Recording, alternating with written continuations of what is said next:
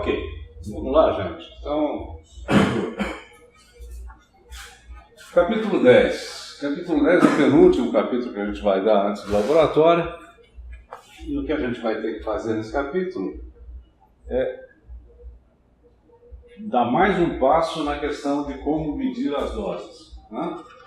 Esse é o grande problema. Como medir as doses. É isso que a gente tem que descobrir como é que é possível, já que é bem complicado, já que dose envolve diversos problemas. A gente viu no capítulo anterior que existem algumas condições e, se forem satisfeitas, fica mais fácil medir. O que a gente tem que ter na cabeça, muito claro, é que o que a gente mede, em última instância, é fóton. O que a gente mede é fóton e é interação de fóton. Ou seja, traduzindo a coisa, a gente mede quantos fótons estão batendo no detetor. No fundo, é isso que a gente mede. E isso não é dose. A dose envolve a questão da energia. Então, eu preciso saber como passar, primeiro, do número de fótons para medir a energia desses fótons e posteriormente, como é que eu faço mais do que isso? De uma vez que eu consiga medir toda a energia que é transferida para o detetor, como é que eu faço uma associação entre essa energia e a energia depositada no corpo humano, na região que a gente quer medir? Esse é o problema. O problema é como medir naquela região que não tem detetor, que é o nosso corpo.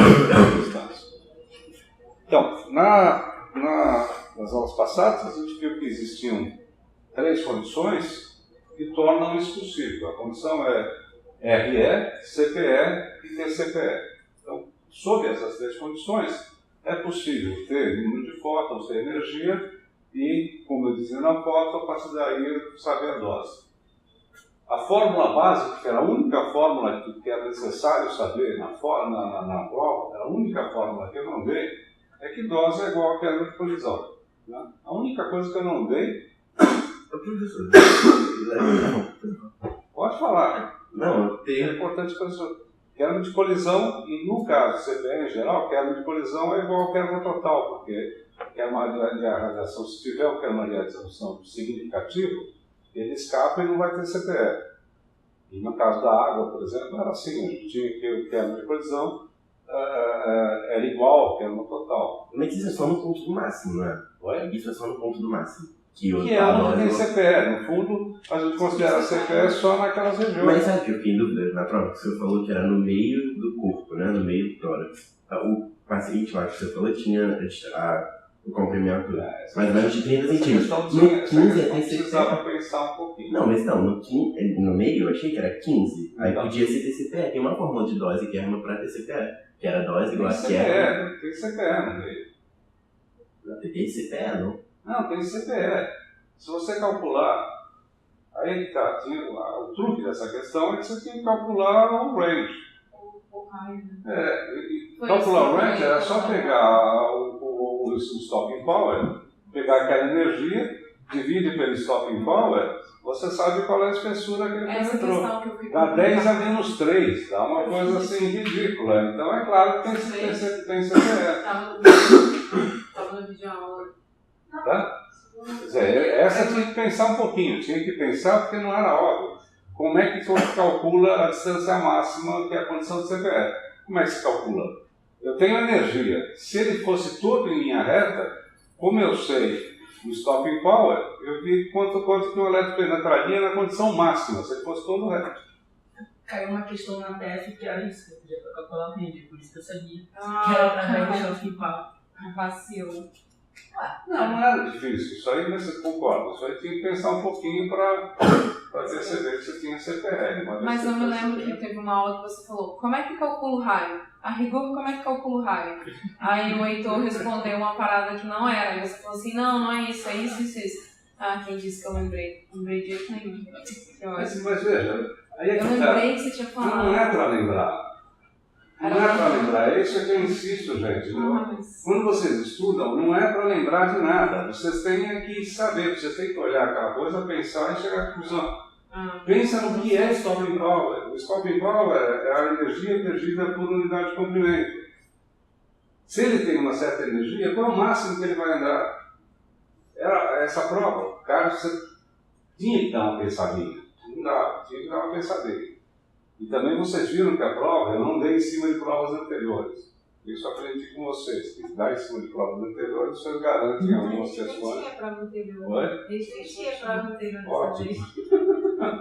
Professor, mudando o assunto, pode ligar o ar-condicionado. Não, calma. Eu acho que eu mato se eu tiver uma pessoa, eu vou matar. Nem tipo, deixar frio pra ventilar aqui, tá abafado. Vamos abrir a janela do meu. Vamos abrir a janela, vamos ver se é possível. Até melhor, porque se ele tá doente, vai ficar todo mundo doente. Se não ficaram até agora, ninguém vai ficar. Também é verdade. Confie no sistema não. Vai Se a janela abre,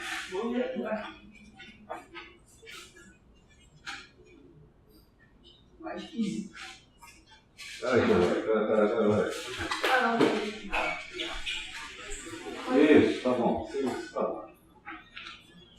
É bom saber que ela abre, porque eu estava sentindo abafado, mas se eu ligasse o ar-condicionado, eu morro. Aí você é responsável. Bom, então essa questão eu já vi que só ele ficou contente com a questão. Então todos os outros descansaram nessa questão. Hã? Agora fiquei preocupada. Na hora que ele disse isso, eu vi lá que eu fui ver no formulário, tinha um estoqueio da água. Aí tinha energia, eu falei, pô, vai sair aqui comprimento. Então. É, claro. Mas essa talvez fosse a que tinha mais. Eu achei a 3 mais difícil. Também era insistente, porque ninguém ouviu o que eu falei aqui, que você anotou. Eu anotei. Você anotou, eu vi você anotar. Não foi lá e não foi olhar do mesmo jeito. Então, Que tinha que saber relacionar a atividade com fluência e tal. E eu anotei, tava lá um monte de post-it, falei mas. isso, cantei essa bola. Mas eu não lembrei de olhar. Cantei a bola, cantei, olha, influência, atividade. Tem que saber influência e atividade. Eu falei que ia cair na prova, eu disse isso, eu disse aqui em sala. Bom, continuar. Então, retomando. Então a gente viu que se eu tiver CPE ou RE, eu sei que a dose é igual à perna, se eu sei que a dose é igual à perna, eu posso inclusive calcular, né? Claro, eu posso calcular. Só que eu quero, como a gente já sabe de tabela, eu preciso saber no fundo qual é a dose, a radiação, a quantidade de radiação que eu tenho, né? Isso que importa é para isso de influência, transferência de energia, o conhecimento de transferência de energia, essas coisas. Bom, isso a gente viu no capítulo passado. Nesse capítulo a gente tem que ver como é que eu uso esses conceitos para construir um detetor. E nem sempre é possível fazer isso. Quer dizer, se você pensar no corpo humano, constantemente não é possível fazer isso. Se eu tiver um tumor que seja razoavelmente perto da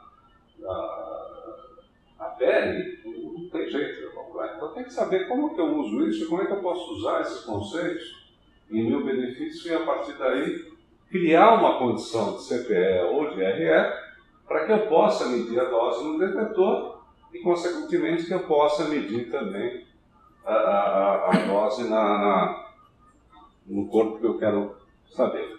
Para isso, existem as teorias de cavidade. Esse capítulo é só sobre teoria de cavidade. Qual é esse capítulo? 10. Nesse capítulo de cavidade, tem uma cavidade que é o que todo mundo usa, que é a teoria de Bragg-Gray.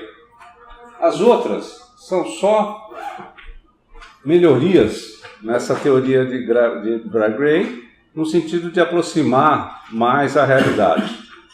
Então, a única teoria que é o princípio de todas as coisas é a Bragg-Gray, e as outras são maneiras que refinam esse cálculo e permitem, se você estiver numa condição que não seja exatamente de CPE, que seja de TCPE, ou que seja de não CPE de uma maneira, como é que você pode calcular a partir daí. A teoria da cavidade, a cavidade em princípio não é o lugar que você medir, não é o corpo humano. A cavidade é o detetor. A cavidade é o detetor e Esse capítulo trata praticamente só da relação entre doses na parede de um detetor com doses no detetor. A parede é o que provoca a condição de cavidade, de drive rate, CPE que você quer, e que permite você medir num detetor, pegar a dose que você está naquelas condições específicas. E outras coisas significa você sabendo a dose na parede do detetor, sabendo a dose medida no detetor, ou seja, sabendo a medida na cavidade, você consegue fazer relação com a parede. E sabendo a parede, você consegue fazer relação com o caso que se você tivesse ali no lugar uma outra coisa. Porque você sabe que a relação das doses é só a relação ou dos stopping powers ou dos coeficientes de atenuação. Então, aí eu já nem me preocupo se no corpo humano eu tenho uma cavidade ou não. O problema é que se eu sei a dose que está recebendo um certo detetor ali dentro daquela situação, eu sei que se eu tirar o detetor e tiver o corpo, eu só faço a relação. Eu sei a dose na cavidade, eu sei a dose na parede, portanto eu sei a dose no lugar em que estaria o detetor. É isso que se trata desse capítulo. Então, como eu disse, a cavidade é só isso. É um detetor, onde você tem um detetor, uma câmara de gás, tá?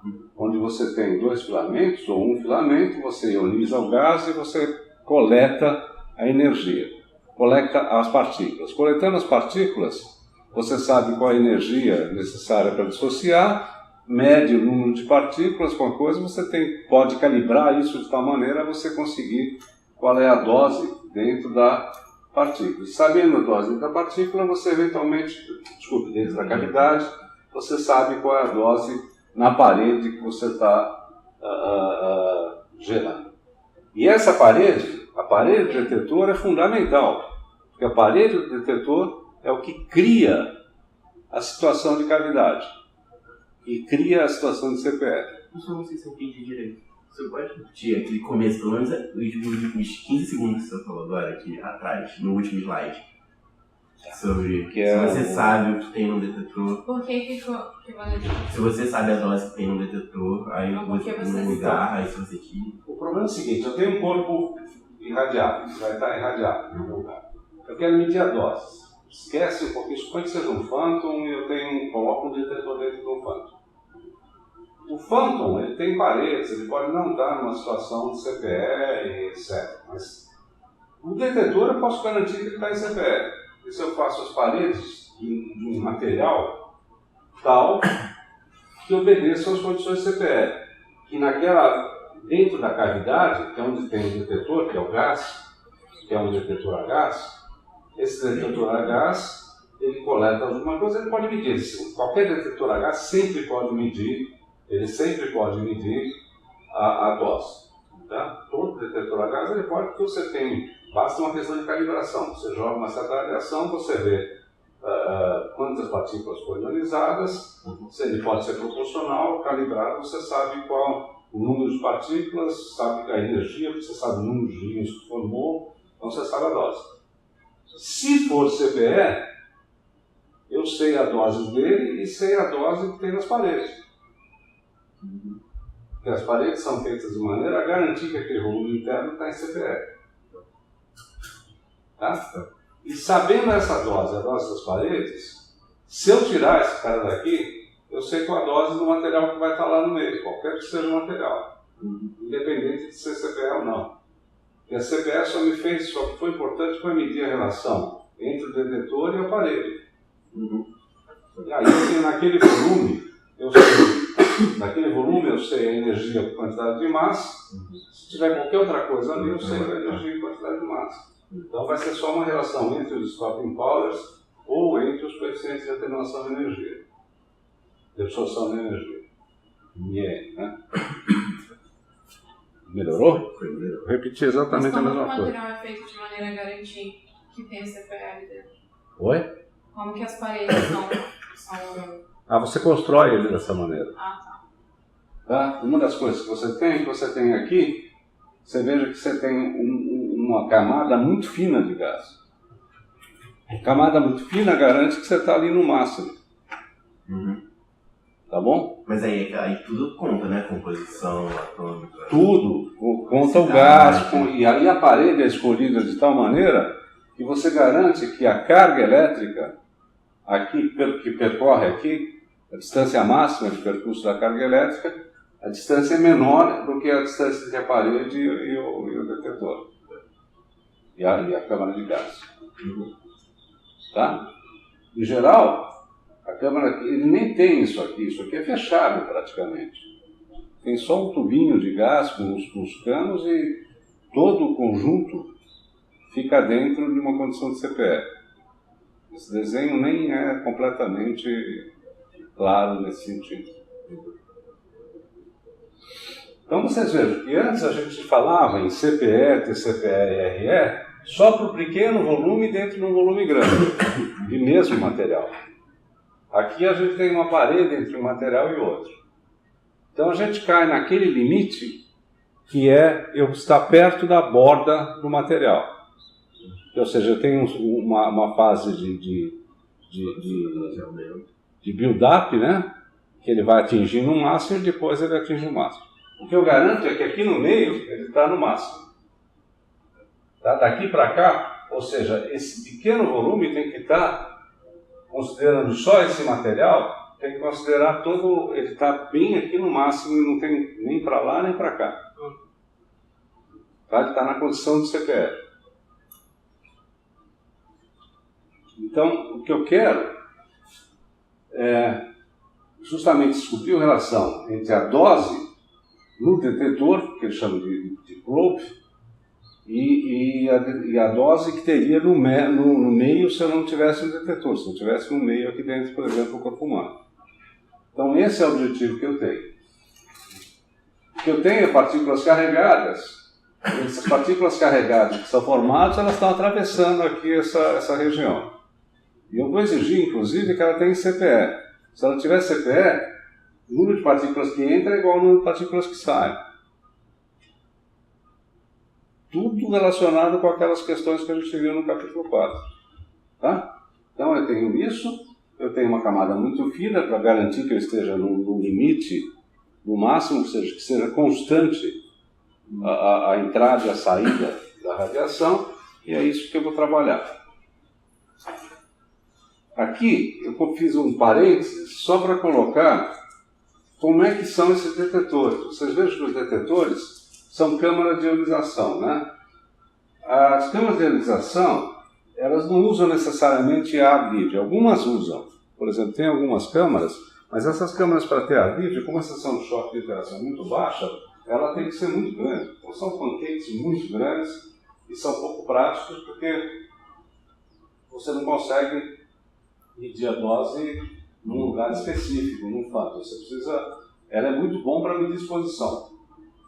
Você tem um ar completo, você tem um salão de ar aqui, então você vê que um pancake ele simula bem a posição. Se você tiver uma intensidade bastante alta de radiação, você tem uma maneira fácil de medir. Mas, em geral, você usa detetores que, ao invés de ar, eles usam alguma coisa que é o que eles chamam Air Equivalent Wall ou Water Equivalent Wall. Ou seja, eu uso um material que tem as mesmas propriedades, mas a densidade diferente. Como na prova. Então, ao invés de usar um material que seja água equivalente que tem 1,2, eu uso um ar equivalente que tem uma densidade 1, por exemplo. Eu pego uma coisa que seja feita de oxigênio, nitrogênio e outras composições que tem no ar, só que eu pego esse material, comprimo brutalmente. Os coeficientes de atenuação lineares são os mesmos, mas os coeficientes de atenuação de massa são os mesmos, são divididos pela densidade, mas os lineares são muito menores do que o que é no ar. Uma radiação. Eu posso ter um ar, o fóton caminha, ou um elétron caminha tem uma distância muito grande. Se eu pegar esse ar todo e condensar no material sólido, eu tenho o mesmo coeficiente de atenuação de massa, que ele é dividido pela densidade, mas uma distância muito menor. Mas não tem que ser diferente porque o número da densidade? muda o coeficiente de atenuação de massa. Mas o coeficiente de atenuação é a equação é E elevado a menos μt, onde μ é o linear. Por isso que a gente usa o coeficiente de atenuação de massa, porque esse é independente da densidade. O linear aumenta, né? O linear aumenta brutalmente. Quer dizer, você aumenta o μ e diminui a distância percorrida. Então aqui tem alguns exemplos de cápsulas. Isso aqui são pequenos, são do tamanho de um dedo. Portanto, você está num fânton, você pode colocar num fânton em algumas regiões específicas do corpo para medir a dose. Essas cápsulas, elas são assim, tá vendo? Isso aqui é uma rosca, são coisas muito pequenas. Esse é um tamanho já bastante aumentado. E a cavidade, é o que eu estava dizendo para vocês. Vocês vejam que aqui você tem a parede é bastante grande aqui. E ela é toda fechada. Aqui ela continua a parede. Então, em qualquer direção que você pegar da cavidade propriamente dita, você tem uma distância que é maior do que a distância de percurso. Se você pegar um metal, a distância de percurso do elétron do metal é de micros. Tá? Se não for nanômetros, você pega um elétron de 100 kelvins, ele usa nanômetros, ele percorre nanômetros, ele percorre quase nada. Então, se eu fizer uma parede, eu já garanto que eu estou numa condição, naquela condição pelo menos, da distância do CPF. Né? Essas câmaras de ionização, elas têm que medir a carga, então elas têm que ser ligadas num eletrômetro. Um eletrômetro não é nada mais do que, ao invés de um voltímetro, é um voltímetro com capacitor, ou seja, ele vai acumulando carga. Então ele mede a carga toda que você mediu, e aí você tem que fazer algum tipo de calibração, você tem que usar alguma coisa, calcula para um cara, como você faz com um método, né? Você tem um método padrão, e aí com o método padrão você calcula, você calibra todas as regras do mundo. Um detetor também. Você tem um laboratório padrão, que vocês já viram no IRD, né, que são os laboratórios de classe 1, vocês já estudaram isso na IRD? Não. Vocês vão ver que tem quando vocês olham em dosimetria, vocês vão ver que tem laboratórios padrões que têm competência para calibrar os detetores que estão por aí. Então, os detetores que estão por aí, que são usados nos hospitais, eles têm que ser calibrados a cada 2 anos, ou 3 anos, ou 5 anos. E para isso você precisa mandar eles para um laboratório um laboratório primário ou secundário. Né? O IRD é secundário para um monte de coisa e primário para algumas. Essas que são secundários, ele mesmo tem que mandar os detectores deles para calibrar no exterior para um laboratório primário. Aqui tem... acho que é o dedo da pessoa que ele dá para você ver, não tem certeza que não é dedo, não. E aqui você tem uma outra câmara, que é uma câmara de gás. Essa é de ar já, é uma coisa aberta, é para elétrons principalmente, ela é pequenininha, mas sempre atendendo aquelas condições. Então vamos entrar na teoria de Bragg-Gray, justamente, o que ela diz. Primeiro vamos pensar... Desculpe, então o importante da parede é só que ela tem, dependendo da radiação que você está medindo, ela tem a distância, a espessura dela maior do que a do range máximo, né? E tem que ter as outras condições também. Você tem que estar fora da influência do campo externo, você tem que ter uma... mas se você pegar uma câmera de ionização e botar, para você medir a taxa de dose, ela tá sendo irradiada. Aí a parede do detetor está sofrendo, ele está sendo irradiado. Sim.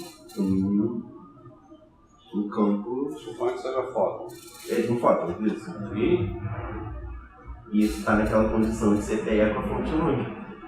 Aí vai ficar... Não importa, não é a parede que tem que estar em CPE. Quem está em CPE é a cavidade.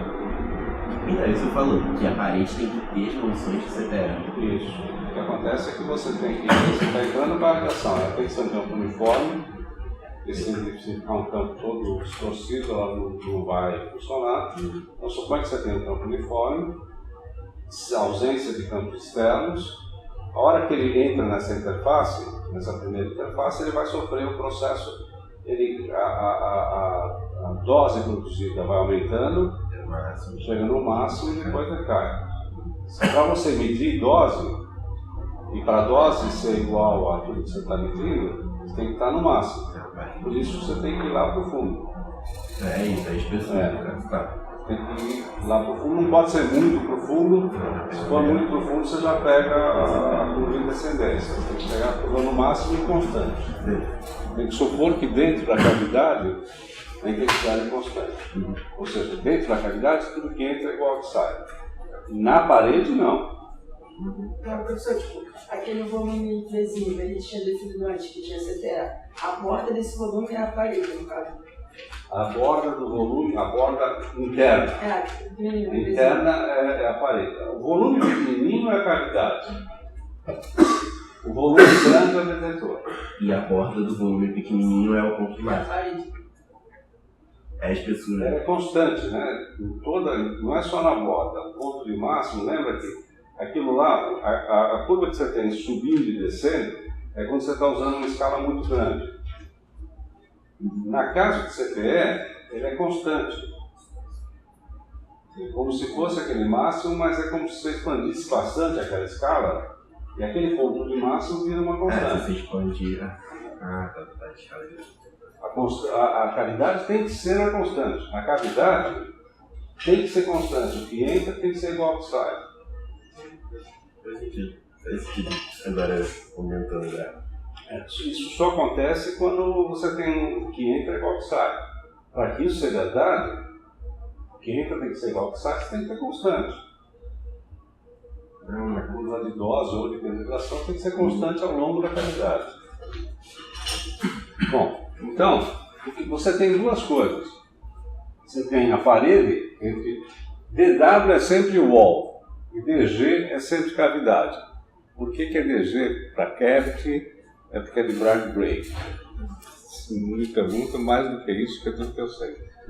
Mas então, se isso aqui acontece, o que você tem que garantir é que, dada essa fluência φ entre duas interfaces, se você tiver essa condição, uma outra interface aqui em G, então o que entra aqui tem que ser igual ao que sai, que é a condição de CPE. Então, e o que fica aqui dentro, o que fica de energia depositada, é a parte de energia que as partículas perdem. Tá? E a diferença de massa que você tem nas ionizações. Então, isso é o que acontece aqui. E você tem que assumir que essa fluência é constante, que a fluência não muda. É isso que quer dizer o número de partículas que entra ser igual ao número de partículas que sai. Agora pode ser até partículas criadas secundárias. Você tem que ter a mesma coisa, o que entra é igual ao que sai. Se forem fótons, os fótons vão criar ionizações. Mas tirando essas ionizações, tirando as partículas, o que entra de partícula carregada é igual ao que sai de partícula carregada. E o que entra de fótons é igual ao que sai de fótons. Tá? Quer dizer, se é CPE, é só partículas carregadas que me interessam. Então, os fótons estão criando partículas carregadas aqui. Essas partículas vão vir para cá. Muitas delas vão perder energia e ficar aqui. Só que os fótons estão criando partículas aqui também, e essas partículas que estão sendo carregadas também vão sair. De tal maneira que o número de partículas que entra é igual ao número de partículas que sai. Ok? Então,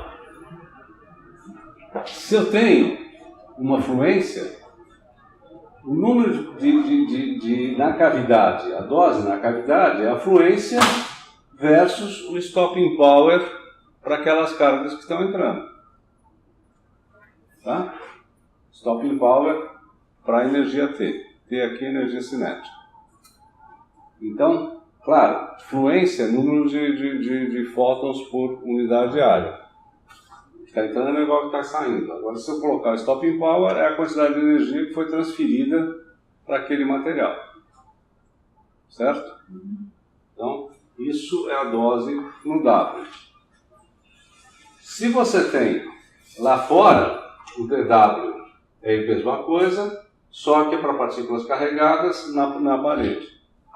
É a dose que está sendo transferida. Veja que aqui eu não preciso ter realmente a condição de CPE ainda. Quer dizer, a dose é isso. A dose é a fluência versus o stopping power. É a fluência de fótons, no caso, e stopping power do zero. Não. A fluência é da partícula carregada.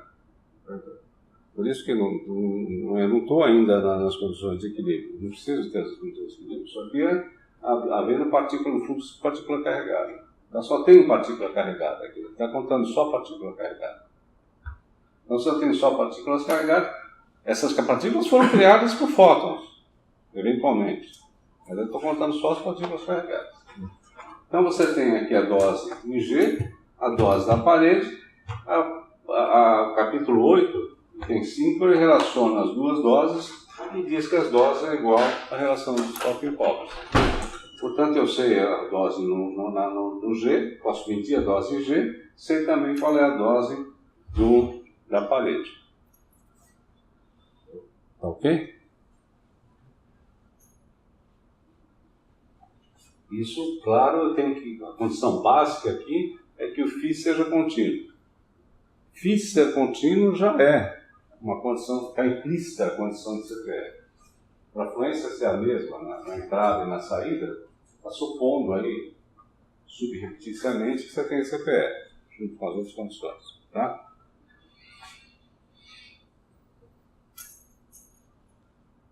Então, a teoria de Bragg-Gray, ela exige algumas condições. Aquilo lá não é a teoria de Bragg-Gray, aquilo lá é uma relação entre doses na parede e na cavidade do detetor. O Bragg-Gray diz o seguinte: se eu tiver essa condição da espessura muito menor que o range, tá? E a dose absorvida na cavidade é depositada inteiramente por partículas carregadas atravessando, ou seja, não tem criação de partículas carregadas lá dentro. Então, isso está suposto aí que eu tenho um fluxo contínuo. No fundo, isso também está implícito na condição, nessas três condições. Essas três condições, a rigor, essas duas, se existirem, elas melam com CPE.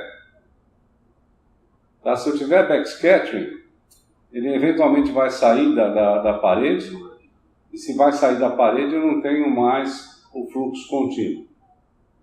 Então, isso aqui, no fundo, tudo está ligado à ideia CPE. E ele também não está contando Brim-Stralon, porque também se eu tiver Brim-Stralon, o fóton vai escapar da cavidade. Então, se eu tiver aquelas condições, são condições gerais, de dose igual à energia depositada pela partícula ao percorrer um certo caminho.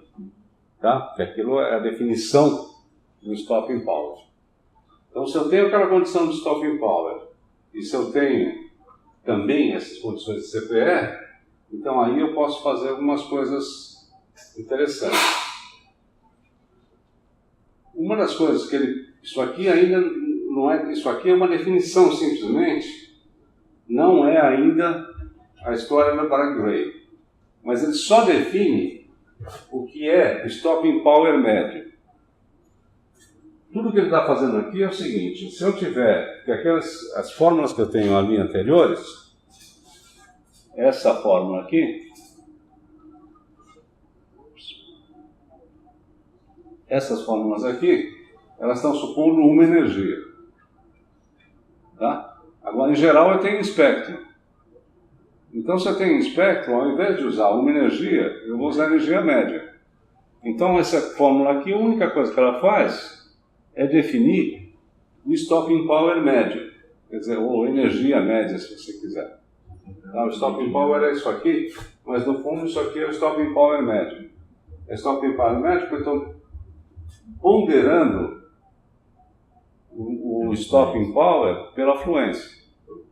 Então eu estou calculando uma média de energia que parou na história. Então não é só um stopping power na acepção da palavra, o stopping power médio seria só multiplicar. Mas como eu tenho espectro, stopping power médio, eu tenho que multiplicar pela intensidade do espectro.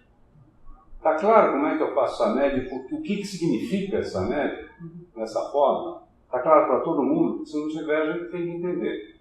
Se não entender isso, vai ser grego daqui, daqui para frente fica grego tudo. Ou sânscrito, se alguém entender. Então isso aqui é simplesmente ponderar o stopping power de uma dada energia pelo espectro que eu tenho de energia, ou seja, quanto entra de elétrons com aquela energia. Então, cada elétron ele perde essa energia aqui. Se eu integrar em toda a energia, eu estou perdendo, eu estou dando aqui toda a energia perdida. E aqui eu estou dividindo por todos os elétrons que estão entrando. Se eu pego toda a energia perdida por unidade de comprimento, divido pela somatória de todos os elétrons, isso me dá stopping power médio. Que eu fico cancelando aqui, dentro da integração, o significado dele cancela. Então, o resultado disso aqui é que seja só o stopping power médio. Isso é uma coisa que não é óbvia.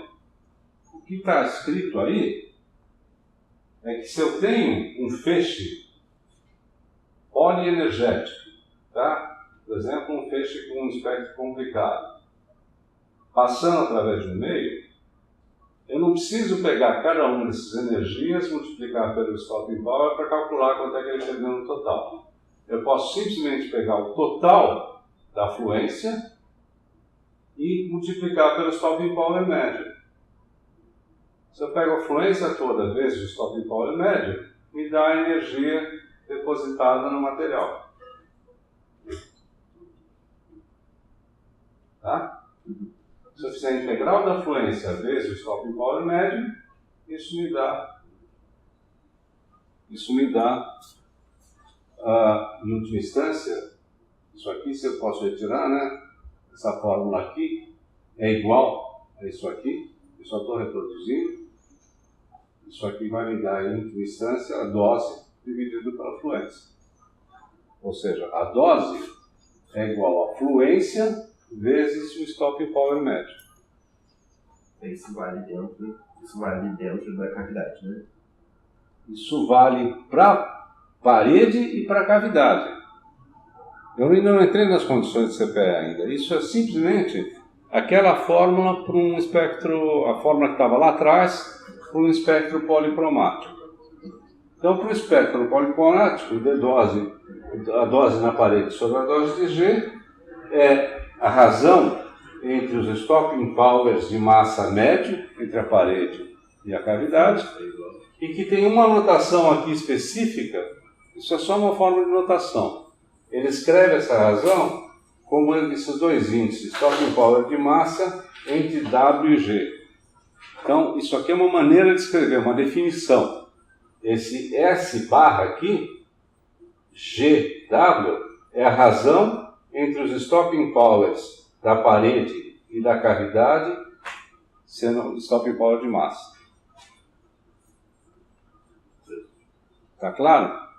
Não tem matemática nenhuma, isso é só uma definição da variável, é só o que está definido no nome. Então,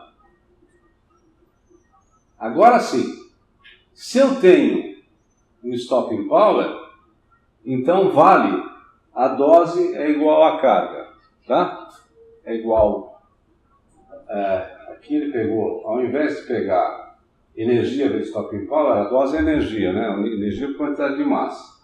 Então essa energia ela pode ser traduzida num detetor de gás pela carga vezes a energia de ionização dividido pela carga do elétron.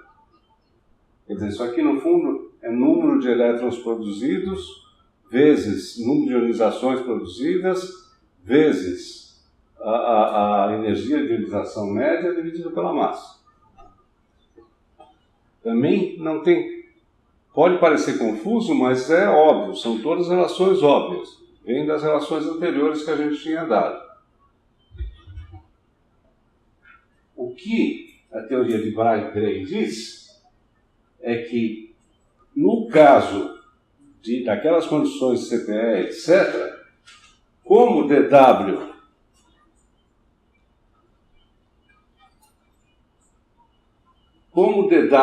é igual a S médio dG, tá? Como dW é igual a S médio vezes o dG, sem multiplicar o dG para cá, então se eu tiver esse caso, então eu pego o dW é igual ao S médio dG, que é isso aqui.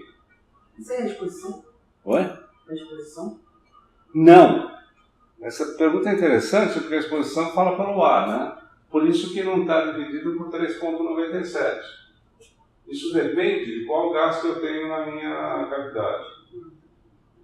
Mas no fundo ela está ligada à ideia de exposição. Porque é número de ionizações no gás da cavidade. Mas só se fosse o ar, se fosse o detector que Se usa fosse o ar, seria a exposição, mas só que você não define exposição dentro de um detector, né? Exposição em geral você diz no ar, é uma coisa que você faz no ar, mas é exatamente a mesma quantidade. Se fosse ar, essa quantidade aqui seria 3,397 ou alguma coisa assim.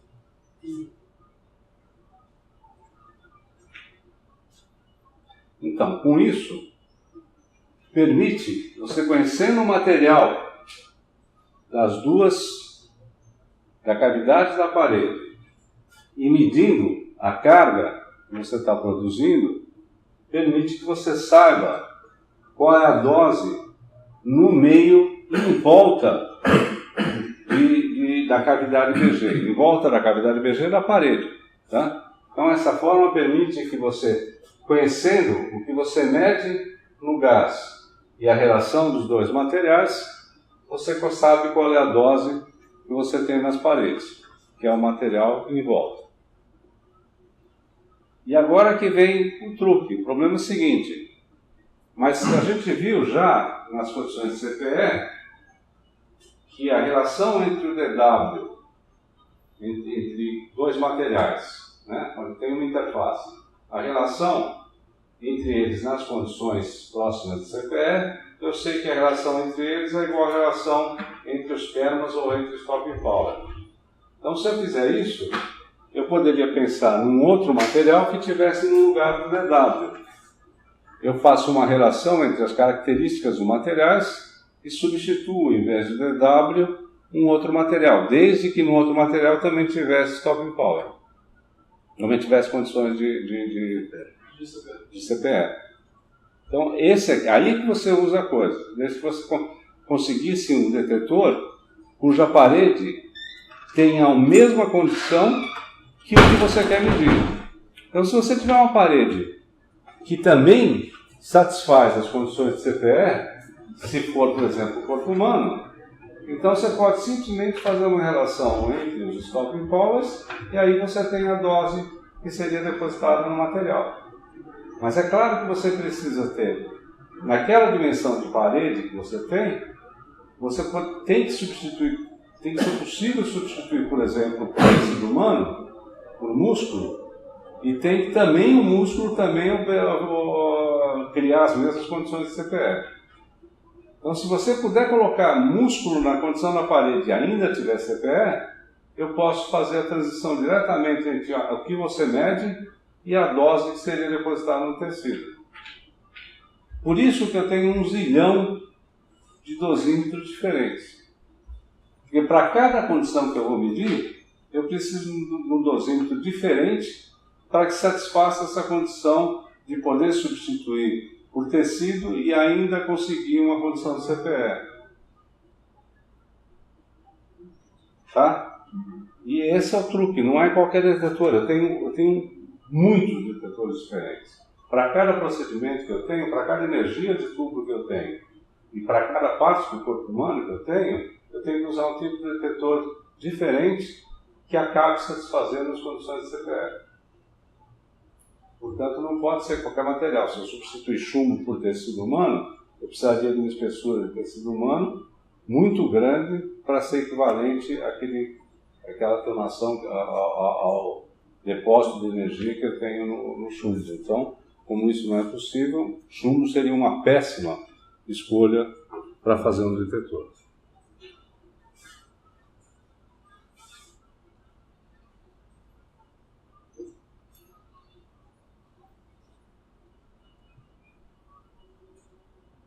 Então ele diz aqui, tá vendo? Que desde que isso aqui é calculado, como a gente viu, simplesmente com Stocking Power, nesse caso aqui, conhecendo o espectro, essa relação, aquela relação entre as doses, eu não preciso, para aquelas relações eu não preciso do CPE. Tá? Aquelas relações, ela vale, qualquer que seja a coisa, eu não preciso nem CPE, nem um campo homogêneo. Eu vou precisar na hora que eu substituir e que eu quiser saber substituir, na hora que eu quiser substituir o tecido pelo detetor. Então, a única coisa importante aqui é que a fluência precisa ser a mesma no gás, no detetor, na cavidade e na parede, que já é um passo dado para a CPE, né? Mas isso aqui é importante porque se não for não vale nada. Mas desde que isso aqui aconteça, então essas condições valem. Não é necessário nem que eu tenha aquela questão da distância mínima da CPE, tá? Para aquelas fórmulas que a gente viu até agora. Agora, se a CPE existe, então a inserção da cavidade de Bragg-Gray não vai perturbar aquele campo. Então é isso que eu falei desde o início. E se você colocar num lugar de tal maneira em que a parede do tecido que você quer medir não altere as coisas, as condições que você tem no CPE, no detetor, o que acontece somente nas condições de CPE, então aí eu posso calcular a dose no tecido.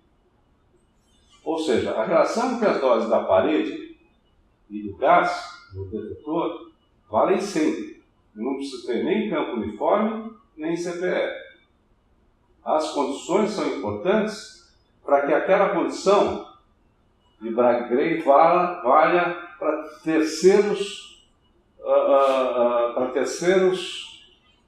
substâncias, para uma outra substância, para uma terceira coisa envolvendo o detetor. Porque aí eu estou supondo, e essa exposição aqui é a fundamental, que nesse caso eu estou supondo que eu colocando o meu detetor ali, eu não perturbei o campo de radiação em volta. O que significa que se eu tirar o detetor ou colocar o detetor, tudo continua como estava antes em relação ao campo de radiação. Vocês conseguem perceber isso? Faz sentido porque tem que ficar constante, né? Porque se você, por exemplo, imagina que você coloca um material que gere muito espalhamento, muito mais espalhamento do que o tecido que estava lá. Vamos pensar no ser humano, você faz um buraco e coloque aqui o seu detetor. Se o seu detetor espalhar muita radiação, o que vai acontecer é que você entra aqui com o teu campo de radiação, a inserção do detetor mudou todas as condições. E você nunca mais vai ter o que entra igual que sai. Portanto, você não vai resolver mais nada. Então, você precisa das condições de Bragg-Gray para garantir que o detetor que funciona, o detetor só basta que o que entra é igual que sai, né? O que entra na parede é igual que sai. Quer dizer, se além disso eu preciso de algumas condições para garantir que ele não vai perturbar o campo de radiação. Então ele tem que entrar naquela região em que dentro dos materiais você já está no máximo e aquele máximo praticamente constante. Aí a introdução do detetor, inclusive com os materiais e com as coisas dele, não perturbem o campo de radiação. No fundo, a condição principal de usar uma cavidade ou de usar um dosímetro é que o dosímetro não deve perturbar o campo de radiação. Se o meu dosímetro perturbar o campo de radiação, a minha medida não serve mais, eu não estou medindo aquilo que seria se tivesse um tecido. E o que me garante que ele não perturbe é eu ter as condições de CPF. Tá?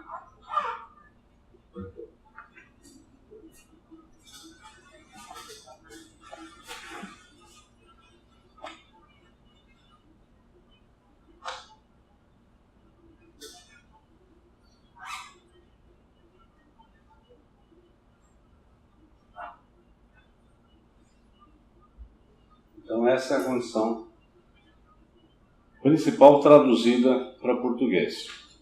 E aí você começa a ter consequências dessa teoria, né? As consequências dessa teoria é que se você tiver a relação vale toda, né? Aquelas relações principais entre a dose e a carga produzida, vale sempre.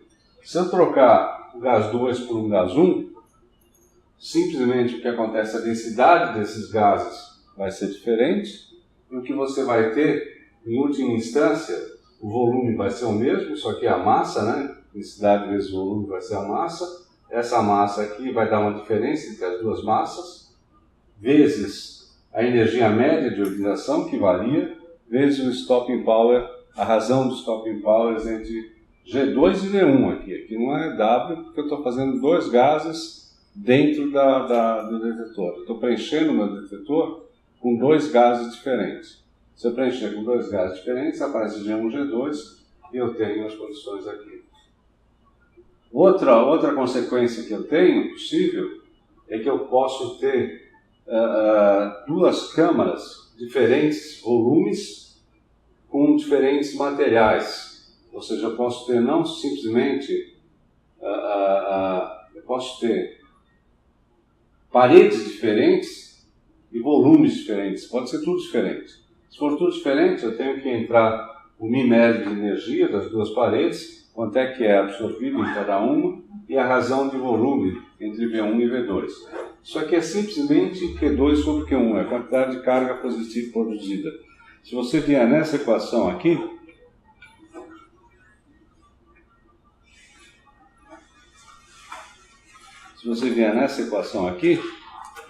da teoria de Bragg-Gray, você vê claramente aqui que você tem a carga e a energia. O que ele está fazendo é que se você trocar G aqui, a massa aqui é que vai trocar. Tá? E aí você vai ver quanto é que é a razão entre Q1 e Q2. E aqui no caso você vai trocar o volume e a energia também, então você faz a razão dessa equação para dois materiais diferentes, e dessa equação para dois materiais diferentes. No fundo, aqueles corolários são simplesmente uma consequência de você admitir isso e admitir isso, supondo dois materiais diferentes, seja nessa equação ou seja nessa equação. Tá, nessa equação, você veja que aqui, o Q1 sobre Q2, ou que é igual a dose 1 sobre dose 2, vai ser igual ao que você tem nessas equações. Tá?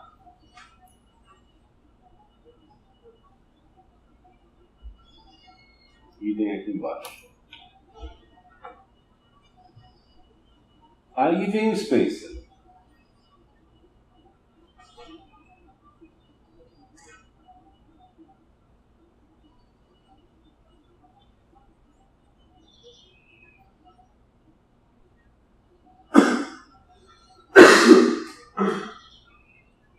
A questão do Spencer, ele fez um argumento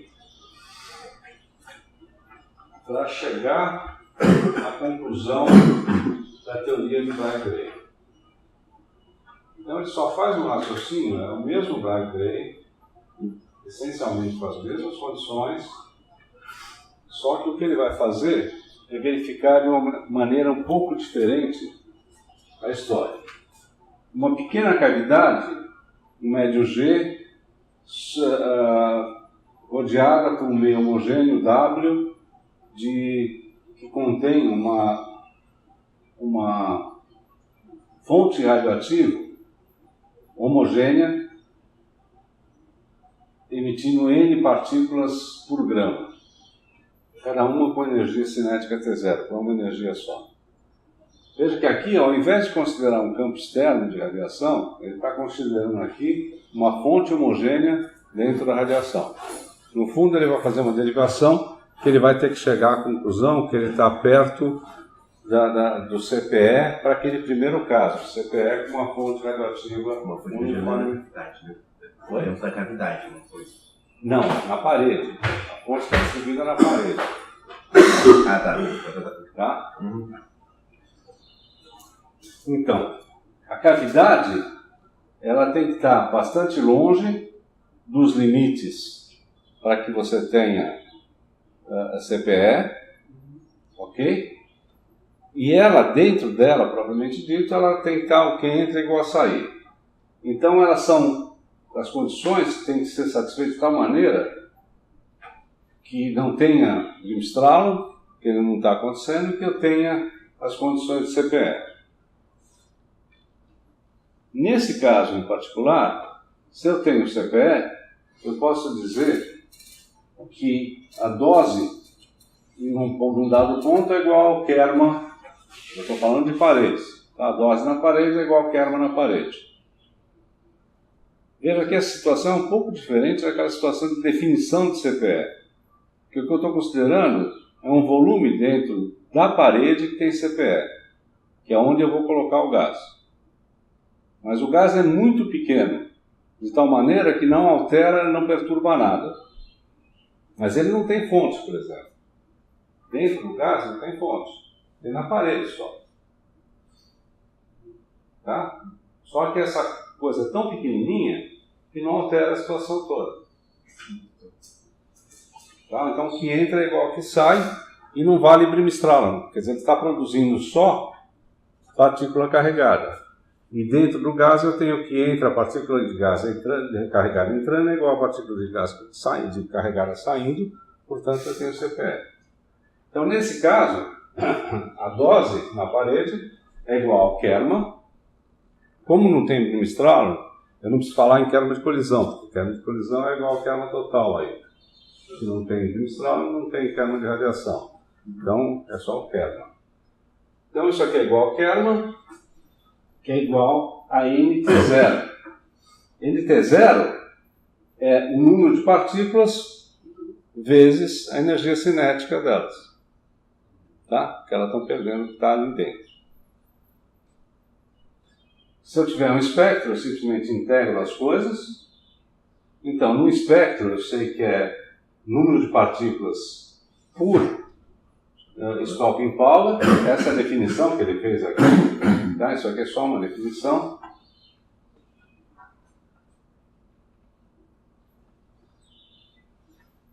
E isso que significa de sigma t é esse negócio aqui. Ou seja, você tem aqui para a parede que você tem, porque sempre para a parede que ele está medindo aqui, né, que a fluência por energia é dada aqui, ela tem uma coisa que cresce, ela cresce a energia, que é o φ/t dos elétrons primários, tem que ser só primários, e isso ele está calculando para a água, e assumindo o slowing down approximation. Vocês lembram o que é o slow contínuo, slowing down approximation? Isso é uma definição que você tem do stopping power, do range, para calcular o range, né? O slow stopping power é que você não tem nenhuma queda abrupta de material, você sempre tem, ele vai cedendo pouca energia em cada interação, depois até cair no zero, tá? E a hora que você tem isso aqui, você tem um exemplo para 0,2 MeV e um exemplo para 2 MeV.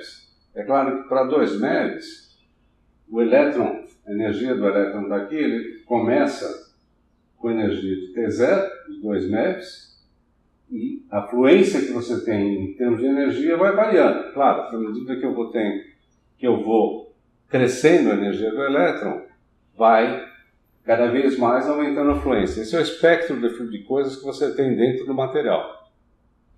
Tá? Claro, se ele é muito menor, ele rapidamente, a energia tem que parar aqui, né? A energia para em 2, que é o máximo que acontece, só que a distribuição do espectro, em última instância, é a fluência de espectro. Vocês estão vendo aí, é o espectro só de elétrons que você tem.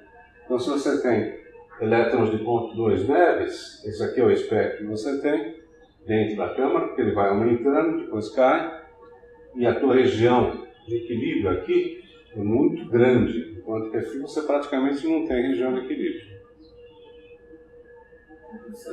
Eu não entendi uma coisa, como é que vai ter CPE na borda que tem uma fonte distribuída? Tipo, olha só, eu imagino assim, eu tenho 2 paredes aqui, aí aqui tá a cavidade, né? Então, tipo, essa parede aqui, ela vai estar com uma fonte distribuída, ela vai emitir isotropicamente, né? Aí a outra parede também vai estar emitindo. Aí não vai ter, tipo, ela não vai estar emitindo de forma que vai entrar nessa parede aqui, o fluxo saindo vai ser maior.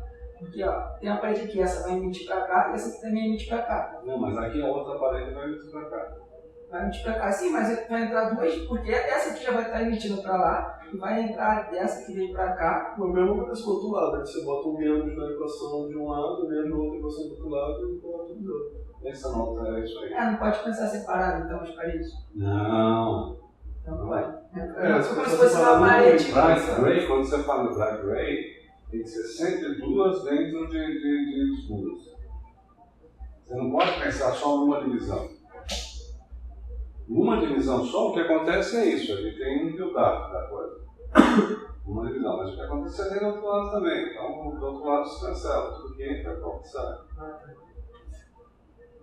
Ou, se você quiser até, tudo que está sendo emitido, imagina que ele seja emitido só numa direção, coisa que não acontece, né? Mas pensa numa direção só.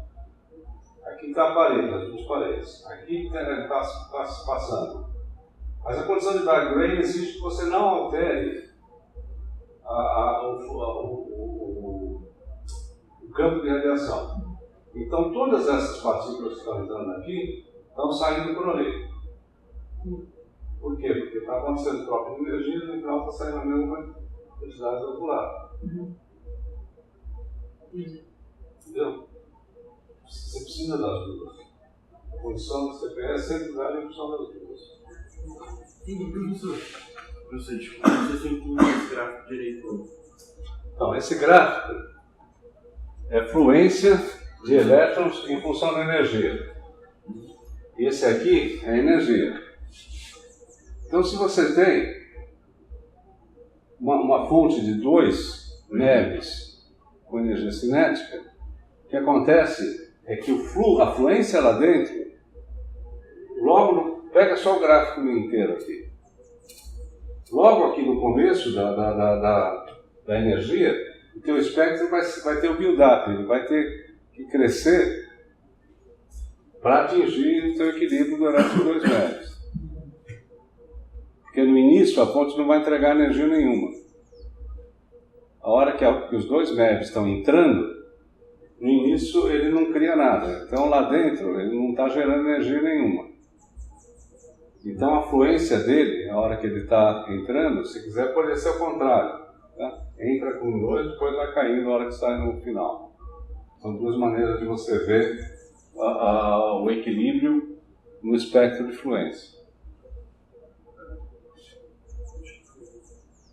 Então, o T0 é a primeira partícula, antes de qualquer interação. Então, como você tem antes de qualquer interação, se você olhar só dentro do material, você está saindo com esse material. A hora que está aqui dentro, você não tem energia baixa. Né? Você não tem energia baixa no seu espectro, praticamente nenhum. E depois você vai, à medida que ele vai cedendo energia, começa a aparecer espectros secundários de energia maior. Até que a hora que ele entrar em equilíbrio, o teu secundário é igual à entrada. Tá? Isso aqui é espectro secundário.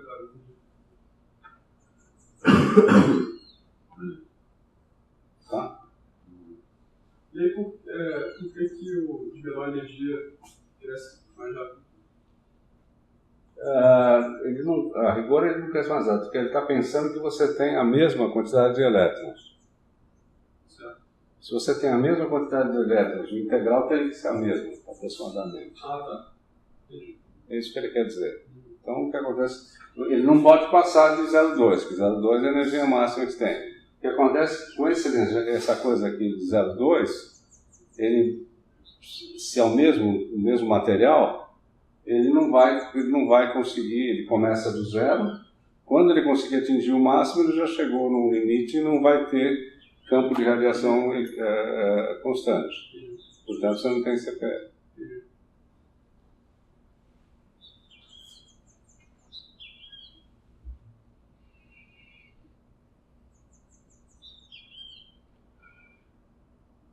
Então, se você pensar no mesmo espectro dos dois lados da cavidade, tá? Que é dG e dW, então você tem dG dado isso aqui, dW isso aqui, a hora que você integra o stopping power em toda a energia, você divide pela energia inicial, você tem aquela grandeza SW meio, SW médio, WG. Isso aqui, no fundo, é aquela mesma equação que você tinha lá atrás. Tá? Só que ele calculou essa equação e mostrou que essa equação, por isso que é a dedução de Bragg-Gray que o Spencer fez. Ao invés de ele fazer, o Bragg-Gray fez para partículas carregadas, o Spencer fez para fótons dentro de uma fonte uniformemente distribuída. A diferença entre o Spencer e o Bragg-Gray a fórmula é a mesma. A diferença é simplesmente que um fez para fonte uniformemente distribuída, que é bracterapia, e o outro fez para campo de elétron, para faixa de elétron. A única diferença.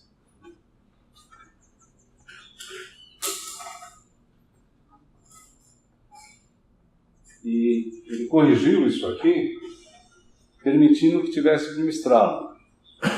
Se tiver bimistralo, o que acontece é que a energia não vai ser toda transferida para a partícula carregada, mas uma parte da energia vai ser transferida para a radiação. Então ele só subtrai de o yield de radiação, que é a fração de energia pedida por radiação.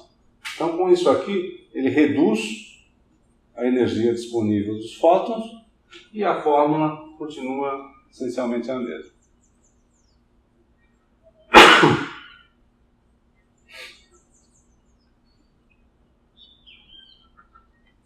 De novo, a mesma coisa. De novo, é a média de stopping powers. Ele pega só essa fórmula e... Não, mudou, velho. Oi? Mudou a parte de baixo. Mas no fundo o que ele faz, a integral aqui, isso aqui continua sendo o T0, né? Isso aqui no fundo é a energia total do teu espectro. Só corrigido. A única coisa que ele fez, a diferença é que aqui antes tinha fluência de partícula carregada e agora tem um número de partículas de energia monocromática que está sendo distribuída. É a mesma forma. É a mesma forma, mas ela muda esse termo e aqui tem a correção do yield da parede. Eu vou parar por aqui antes que você se desespere. Hoje a gente vai dar uma aula curta. Muita informação. Não é muita informação. Eu volto a dizer que tem que ler. Porque não há jeito de eu chegar aqui na frente e enfiar esse monte de detalhezinho na cabeça de vocês se vocês não tiverem parado. O único jeito é você ler o capítulo antes de vir para cá. E não é ler depois que eu falei, é ler antes de vir para cá. Não adianta chegar em casa e ler até onde eu dei. Vocês têm que ler o que eu vou falar, senão aí depois complica, tá bom? Aqui só, o que a gente tem aqui é uma comparação entre as teorias de cavidade e os experimentos que a gente faz. Então ele mede as ionizações no gás de câmara flat ou câmara paralela pancake, né? No fundo é pancake, e com diversas paredes de material e distâncias de largura de tal maneira que ele chegue perto da teoria ou de Bragg-Ray ou de Spencer. Então aqui, por exemplo, ele pega de chumbo, né? Ele pega chumbo, isso aqui são os experimentos que você faz. Você veja que isso aqui é a separação das paredes. É o tamanho que você tem, a espessura em última instância que você tem na câmara. E que aqui você tem o número de densidades que você... o número de ionização que você está medindo. Tá? Então você veja que para o chumbo você tem a teoria que dá mais ou menos aqui. Isso aqui é o Bragg-Ray.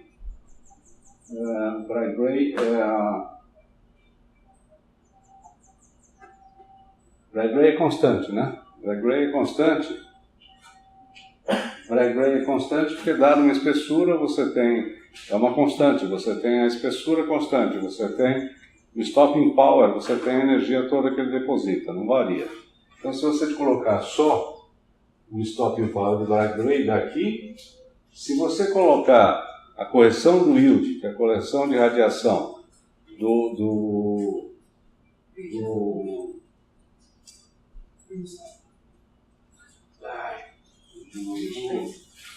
Spencer. Você colocar a radiação do Spencer, você chega aqui e mesmo assim você ainda está longe do valor calculado. Por que isso? Porque você tem aí muita radiação, muito espalhamento, muita coisa. Então, você faz o cálculo, a hora que você mede, não está batendo. Por outro lado, à medida que você vai para coisas mais leves, elementos mais leves, você veja que primeiro que o Bragg-Ray fica praticamente igual ao Spencer. Você tem eles dois praticamente no mesmo ponto. Por que isso? Porque aí você não tem radiação. Os elementos mais leves, você não tem millimstrauss. Se você não tem millimstrauss, o yield é zero, e aí você tem Bragg-Ray, só dá Bragg-Ray. O Spencer converge para o Bragg-Ray quando você tem elementos leves. E, além disso, você, mesmo assim, você costuma ter uma diferença razoavelmente grande, dependendo da espessura, em relação ao que você espera da teoria. Porque a teoria supõe que eu tenho um campo constante. Se eu vou aumentando a espessura, o campo deixa de ser constante. A atenuação diminui o campo de radiação. Então, se ela diminui o campo de radiação, o ponto experimental necessariamente vai para baixo. Porque não vale mais. Eu já tenho, realmente, aí eu começo a ter... Eu já não estou mais na subida, mas estou na descida do processo.